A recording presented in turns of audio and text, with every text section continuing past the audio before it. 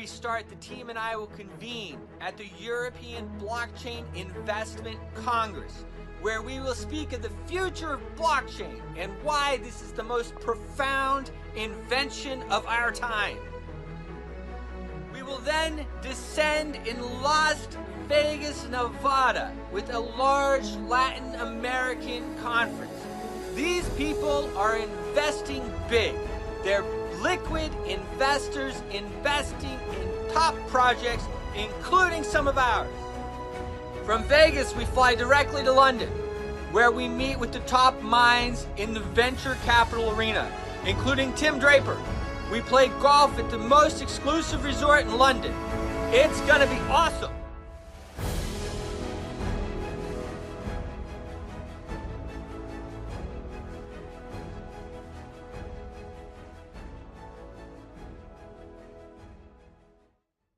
In the Capitol, and of course the show that I have, the Washington Elite Show, I had a guy email me about a month ago, and he said, Bruce, I want to come and speak, and here's my project, and it's a decentralized exchange.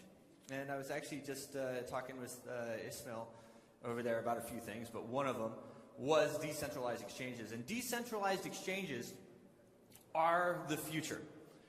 There's going to be, of course, a lot of plays for the centralized exchange because everybody wants to hold your coins. They want your coins. There's no reason for a centralized exchange except for the ease of use and everything else. Okay, but they want to hold your coins.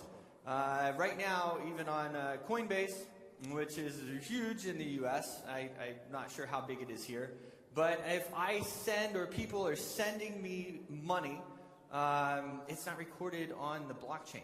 And it's, you know, so you wonder, how many coins do they have? Do they have all the coins? They probably don't have all the coins. and that should worry everybody. In today's world, it's not a matter of if, it's a matter of when you're going to get hacked. And that is just, that's it. You got hackers who have nothing better to do than hack an exchange. Vulnerabilities, and Tom is going to tell you more about it in a second, but vulnerabilities are coming out weekly. There's no way anybody can keep up. And the hacker has one job, to hack that exchange. He can spend a year. We're talking about hundreds of millions of dollars at stake. And of course, what is he doing? He's just working the whole time and trying to do it. And so this is happening all the time. And so decentralized exchange and the technology he's about to introduce to you is really going to propel things forward. You're going to find it very interesting. His name is Thomas Perry. He is, I just got a little update snippet on him. He's held a top secret SCI clearance with the U.S. government while working for the Office of Naval Intelligence. Really smart guy. He spent 4 years in fintech ripping apart the back-end technology of banks and credit unions.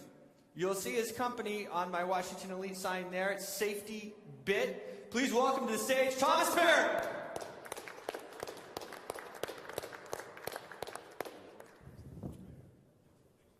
Sir, stage is yours. All right.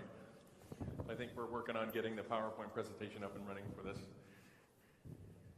Okay. I think maybe we should start with probably the most common knowledge piece about cryptocurrency exchanges and about the world at large, and that is, of course, web technology. And the basis, let's do a level set. Let's understand what web technology is. Web technology is anything with www in front of it. Okay, that's anything that's a browser that involves HTTP messaging and a web server. So that's pretty much everything in the world today. Wonderful. Thank you. That's pretty much everything today. Does everybody understand that?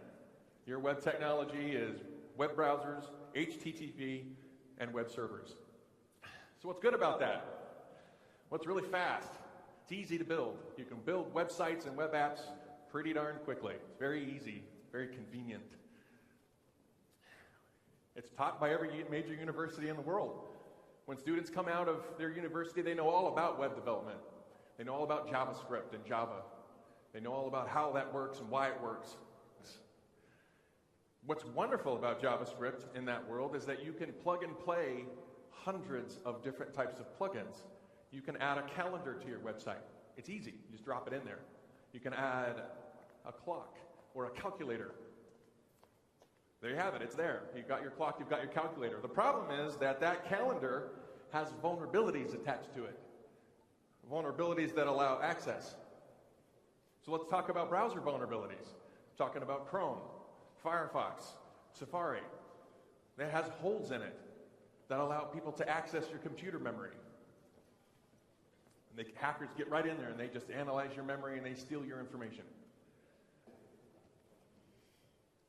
So, I'm going to read this because I think this is important. The exchange's management was aware of security issues prior to the breach and took measures to enhance the exchange's safety. But it still didn't work out. So they tried. And the hackers still took that money. Every single cryptocurrency exchange hacked last year was hacked using JavaScript or some other form of web vulnerability. It was easy. CoinCheck, being the big one, right, $500 million, they actually won't talk about it. They say, we were not attacked internally, but it was a remote attack. Well, that tells me everything I need to know. If it's a remote attack, they found a vulnerability, or they messed up and they didn't apply the proper procedures for their security. And that hacker got in there and stole that money.